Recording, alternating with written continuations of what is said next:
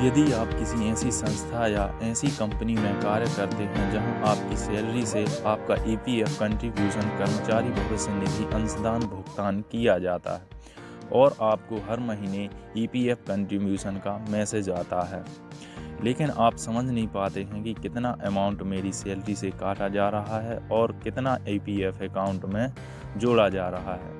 इस एसएमएस का क्या मतलब है एवं इसी प्रकार की ईपीएफ डिपार्टमेंट से रिलेटेड आपके अदर क्वेश्चन और डाउट हो सकते हैं, तो इससे रिलेटेड जानकारी के लिए आपको यह वीडियो मदद कर सकता है। ईपीएफओ अंशदान भुगतान से संबंधित आपके निम्न प्रकार के प्रश्न हो सकते हैं। मेरा पीएफ अंशदान मेरी सैलरी से कितना काटा जाता है? संस्था द्वारा हमारे द्वारा भुगतान किए गए अंशदान के बराबर हमारे पीएफ खाते में राशि जोड़ी जाती है अथवा नहीं? अगला है, पीएफ अंशदान भुगतान की जानकारी के लिए आने वाले एसएमएस का क्या अर्थ होता है? हमारी सैलरी से पीएफ अंशदान भुगतान के लिए राशि क्यों काटी जाती है? एवं अगला है, पीएफ अंशदान भुगतान की गई राशि को हम कैसे देख सकते हैं, मैनेज कर सकते हैं? किसी भी संस्था में हमें जो भी सैलरी मिलती है वह अपने आप में 100% होती है। तो मान लो हमारी सैलरी 100% है, तो संस्था या कंपनी हमारी सैलरी से 12% अमाउंट डिडक्ट करके हमारी ओर से ईपीएफ अंशदान भुगतान करती है एवं हमारी सैलरी का 12% जितना हम भुगतान करते हैं उतना ही संस्था द्वारा उनकी तरफ से 12% भुगतान किया जाता है।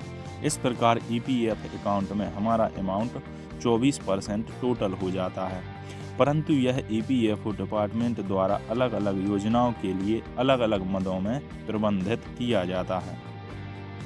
जैसे हमारी ओर से भुगतान किए गए सैलरी के 12% को एम्प्लॉय शेयर कहते हैं और संस्था या कंपनी द्वारा भुगतान किए गए 12% को एम्प्लॉयर शेयर कहते हैं।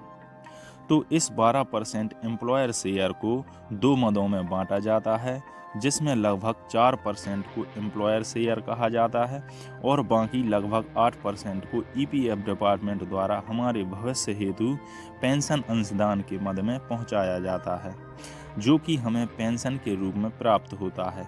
इसके लिए अलग अलग कंडीशन हो सकती हैं।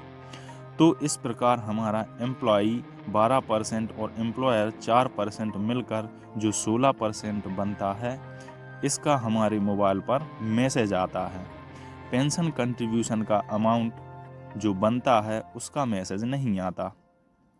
एक और महत्वपूर्ण प्रश्न कि हमारी सैलरी से ईपीएफ कंट्रीब्यूट क्यों किया जाता है, तो इसका जवाब यह है कि कोई भी संस्था या कंपनी जहां पर 15-20 से अधिक कर्मचारी कार्य करते हैं, तो गवर्नमेंट के निर्देशानुसार उनके भविष्य के लिए कुछ बचत की जाती है और कुछ योजनाओं का लाभ कर्मचारियों को प्रदान किया जाता है। इसका सीधा सीधा लाभ हमें यहाँ दिखाई देता है कि हमारी 100% सैलरी में से 12% यदि हम ईपीएफओ डिपार्टमेंट कंट्रीब्यूट करते हैं, तो उतना ही 12% संबंधित संस्था को भी हमारे ईपीएफ अकाउंट में जमा करना होता है। इस प्रकार यदि हम ओवरऑल टोटल सैलरी की बात करें, जिसमें हमारे बैंक अकाउंट में आने वाली सैलरी और ईपीएफ अकाउंट में जाने वाली सैलरी को जोड़ा जाए तो हमारी सैलरी 112% हो जाती है। तो इस वीडियो में इतना ही। यदि ईपीएफ डिपार्ट से संबंधी कुछ और आपके क्वेश्चन या डाउट हैं तो कमेंट में ज़रूर लिखें। Thank you.